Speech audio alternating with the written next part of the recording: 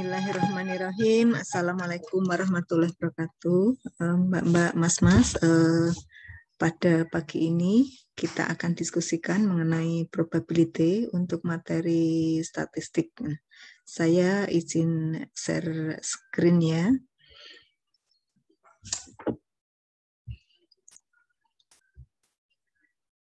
Pada perkuliahan ini kami gunakan PowerPoint dari Pak Gertzman yang mengampu biostatistik. Nah, terima kasih atas share-nya di internet sehingga kita bisa menggunakannya untuk perkuliahan. Mbak-mbak, mas-mas, terkait dengan statistik kita tidak terlepas dengan konsep probabilitas ya. Untuk probabilitas pada chapter 5 ini kita akan pahami apa itu probabilitas, kemudian tipe-tipe variabel acak yang nanti variabel acak sendiri kita bisa klasifikasikan menjadi variabel acak diskrit dan variabel acak kontinu, dan juga nanti kita coba diskusikan beberapa sifat-sifat gitu ya, atau beberapa aturan yang terkait dengan probabilitas. Kita masuk ke variabel acak dulu.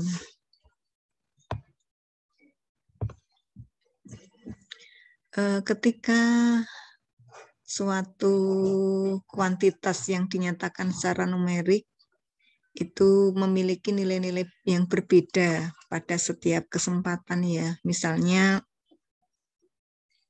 nilai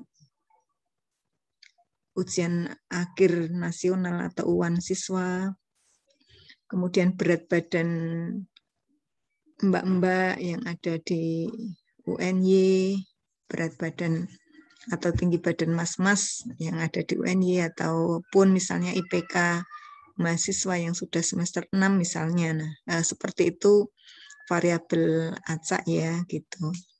Atau kita sebutkan sebagai random variabel. Nah, kemudian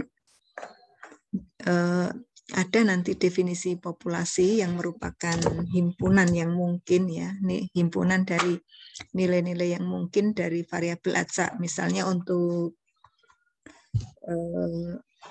IPK itu kan mulai dari 0 sampai 4,0 misalnya. Nah, tetapi untuk yang IP-nya 0 mungkin jarang ya, kecuali kalau tidak mengambil mata kuliah gitu. Kemudian ada nanti istilah yang namanya kejadian. Kejadian itu sekumpulan gitu ya, atau himpunan dari hasil-hasil ya. Dari hasil-hasil yang mungkin itu namanya kejadian. Nah, kemudian ada juga nanti probabilitas ya. Probabilitas itu atau dinyatakan sebagai frekuensi relatif ya dari suatu kejadian pada suatu populasi gitu. Nah, atau kadang-kadang probabilitas ini dinyatakan sebagai proporsi dari suatu kejadian ya, dan untuk bisa mengetahuinya itu merupakan diharapkan dalam suatu waktu yang cukup lama gitu ya. Nah, kita lanjut ke contoh ya. Ini sebagai contoh ada banyak kasus dengan populasi 293 juta. Nah, ini mungkin penduduk kita tidak sampai 293 juta ya, atau sudah sekitar itu ya, penduduk Indonesia. Dari 290 juta jiwa, populasi suatu negara misalnya, dalam satu tahun ada 42.636 kecelakaan lalu lintas gitu ya. Nah, kemudian dari sini kalau misalnya dengan menggunakan populasi sampel yang acak, kita bisa menghitung probabilitas terjadinya kecelakaan lalu lintas itu, nah itu merupakan frekuensi relatif atau proporsi dari kejadian itu terhadap populasinya, atau bisa kita hitung 42.000 dibagi 636 dibagi total populasinya berapa, ya ukuran populasinya 293 juta sekian. Nah, sehingga di sini diperoleh bilangan 0,001452 atau satu kecelakaan dibandingkan dengan 6.800 orang. Nah, semacam itu pendekatan yang digunakan untuk menghitung probabilitasnya.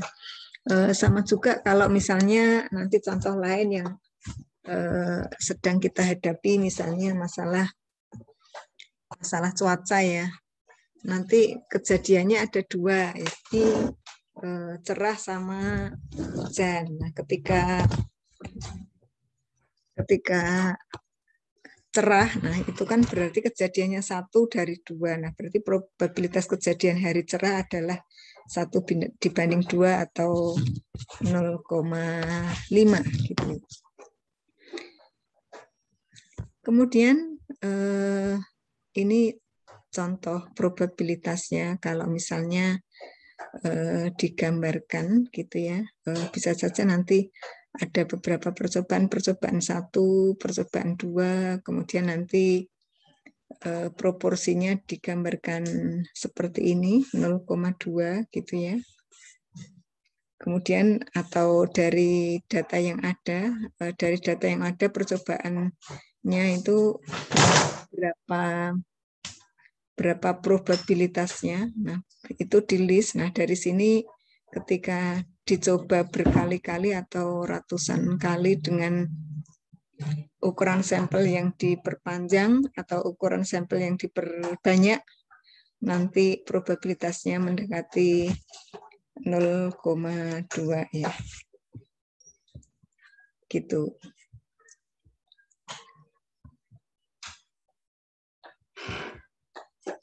Nah, kemudian tadi balik lagi ke masalah bilangan acak gitu ya, variabel acak ya, yang merupakan kuantitas numeris gitu ya, yang terkait dengan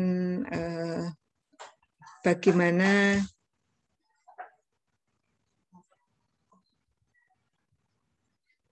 suatu nilai itu berbeda pada setiap kesempatan gitu ya. Di sini nanti ada variabel acak diskrit, di mana variabelnya itu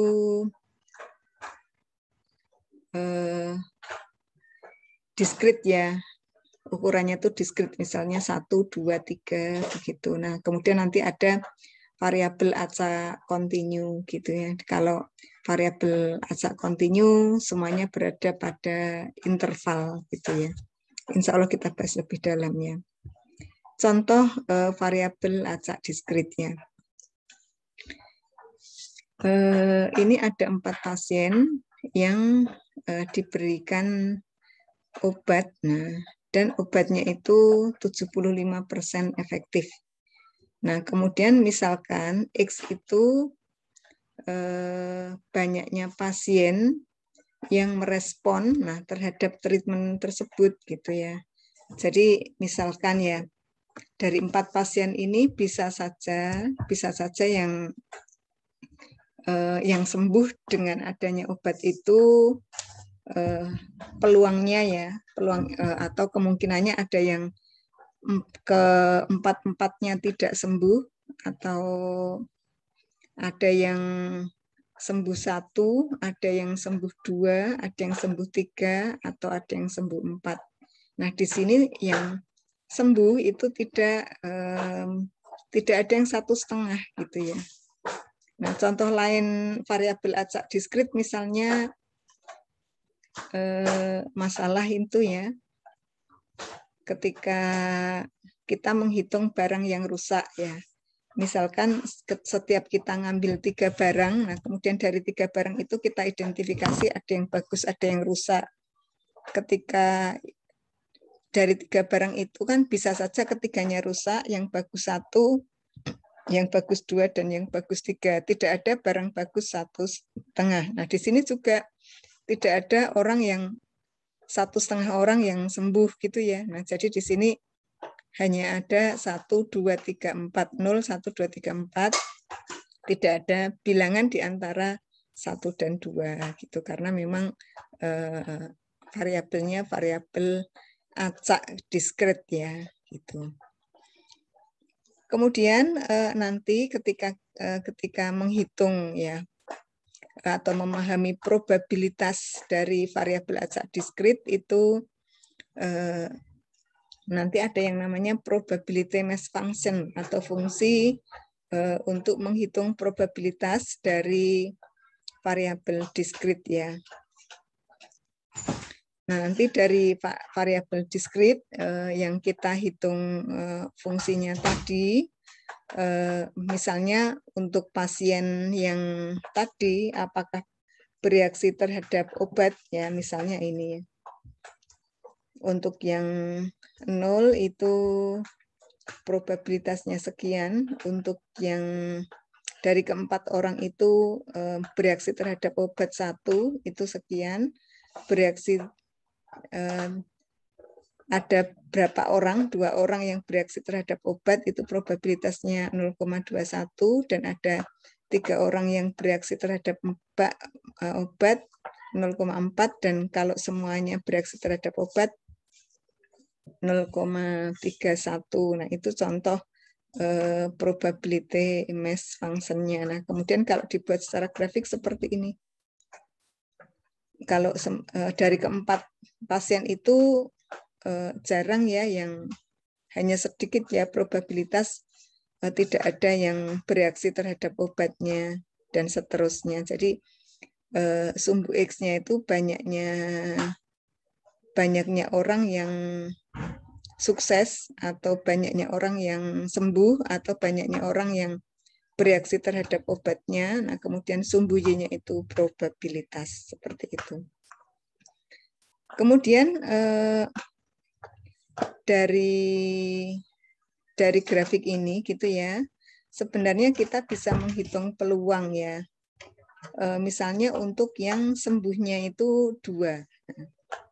Dari 4 orang sembuh 2 atau 2 yang bereaksi baik terhadap obat. Yang diberi warna abu-abu ini merupakan probabilitas ya. Jadi lebarnya, lebar ukurannya itu kan 1. Kemudian tingginya itu tinggi probabilitas tadi 0,2109. Nah, di sini luasnya berarti panjang kali lebar atau lebar kali tinggi ya. Kalau dalam kasus ini itu 0,219. Di sini menyatakan bahwa probabilitasnya ketika yang sembuh 2 itu sebesar 0,219. Kemudian ini ada variabel kontinu. Nah, variabel kontinu itu ya bisa seperti jam, bisa juga nanti seperti meteran ya. Di antara 0 dan 1 itu ada banyak bilangan gitu ya. 0,1 nih ada bilangan, ada 0,25, 0,5, 0,8, dan seterusnya gitu.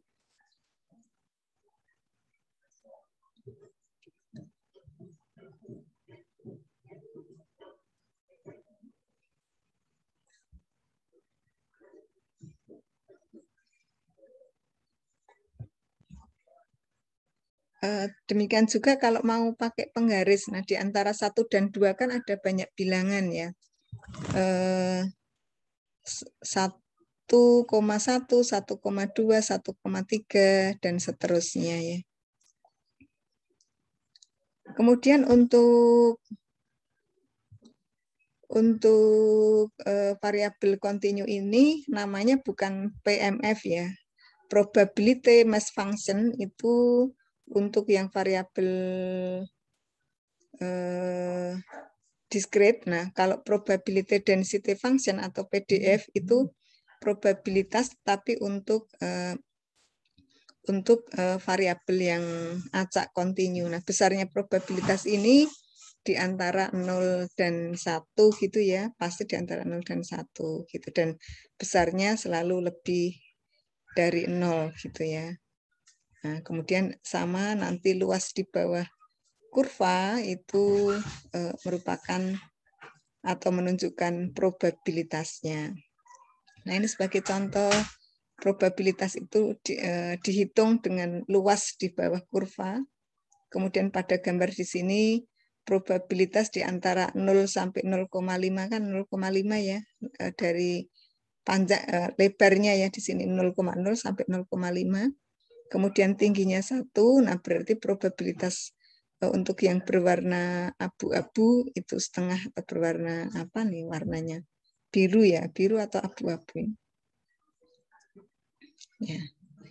Kemudian probability density function bisa saja nanti banyak sekali ini ya bentuknya ya.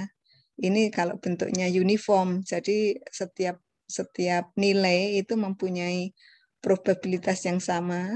Bisa juga nanti di gambar 5.13 itu seperti segitiga, bisa saja nanti berbentuk normal atau bisa saja nanti berdistribusi kuadrat gitu. Nanti macam-macam, ada bentuk lain lagi gitu ya. Nah, dan dari sini kalau luas di bawah kurva menyatakan probabilitas, nah kemudian kalau misalnya kita bisa menghitung berapa probabilitas atau probability density function gitu ya, kalau umurnya kurang dari 9. Kalau umurnya kurang 9, kalau yang gambar di atas bisa kita hitung luasnya dengan pias-pias.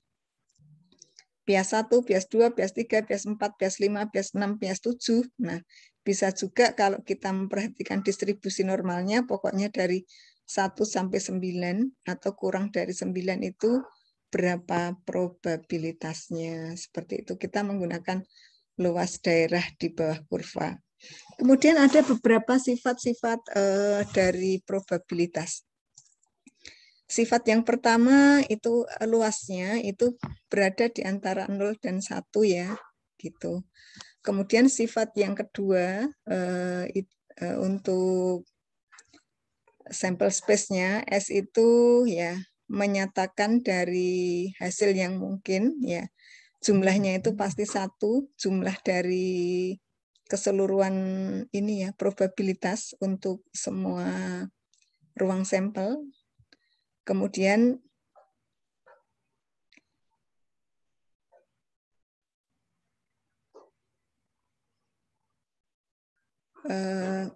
probability dari komplement suatu kejadian itu sama dengan 1 dikurangi dari probabilitas kejadian itu sendiri. Nah, jadi ini ada beberapa sifat yang ini. Nah, kemudian sifat yang selanjutnya adalah probabilitas dari disjoint. Disjoint itu tidak ada irisan ya. Kejadian yang ada tidak ada irisannya itu bisa dijumlahkan.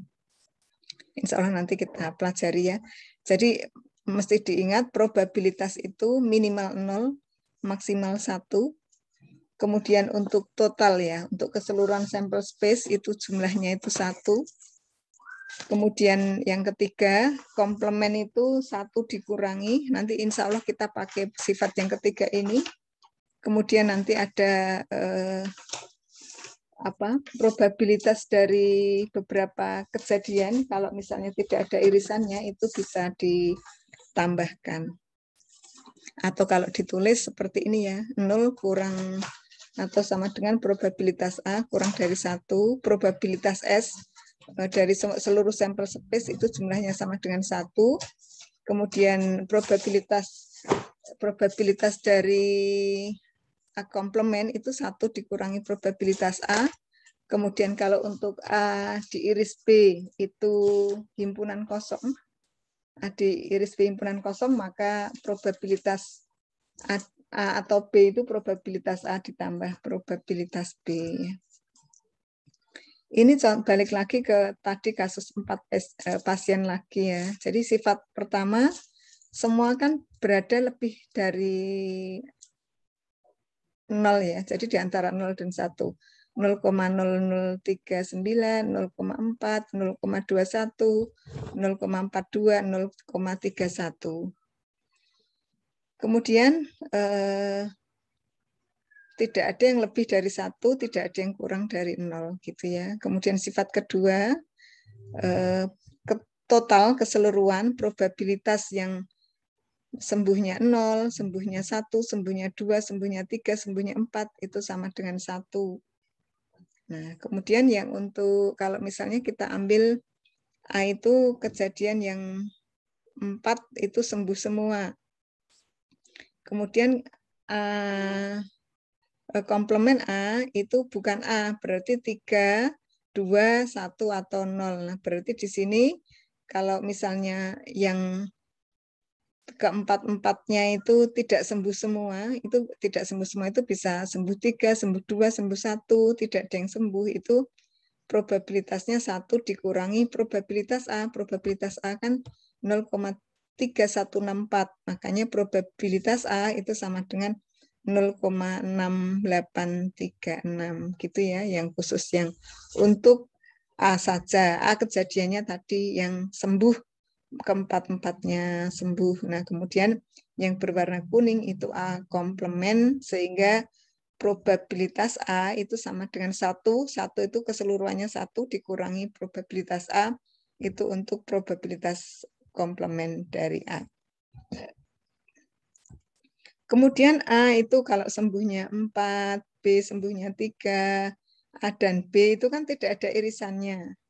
Nah, makanya probabilitas A atau B itu sama dengan probabilitas A ditambah probabilitas B sebesar 0,31 ditambah 0,41 sama dengan 0,7293 gitu. Ini contohnya. Nah, ini untuk kumulatifnya dinyatakan dengan probabilitas X kurang dari X kecil. Ini sebagai contoh ya. Kalau yang sembuh itu kurang dari 3. Nah, yang sembuh kurang dari 3 itu bisa 2, bisa 1, atau bisa tidak sembuh semua. Nah, berarti 0,039 ditambah 0,469 ditambah 0,2109. Nah, totalnya 0,2617 ya. Kemudian demikian juga kalau kita menghitung bagian ekor yang sebelah kanan ya. Kalau ekor sebelah kanan itu merupakan komplement dari probabilitas kumulatif ya gitu. Jadi untuk X lebih dari 3 itu sama dengan 1 dikurangi yang tadi ya, komplement dari itu yang sembuh kurang atau sama dengan 2 ya, lebih dari 3 atau kurang atau sama dengan 2, sehingga 1 dikurangi yang kiri tadi, yang kiri kan tadi 0,2 ini ya, 0,2617 ya. Nah, berarti di sini 1 dikurangi 0,2617 berarti sama dengan 0,7389. Nah, itu masalah pengantar ke probabilitas nih, mas-mas dan mbak-mbak. Dan dari sini nanti insya Allah akan kita gunakan gitu ya sifat-sifat ini untuk distribusi normal, untuk menghitung luas di bawah kurva normal. Insya Allah video bersambung setelah ini ya, setelah ini. Terima kasih atas perhatiannya. Kita ketemu lagi untuk yang menghitung luas di bawah kurva normal ya. Terima kasih atas perhatiannya. Assalamualaikum warahmatullahi wabarakatuh.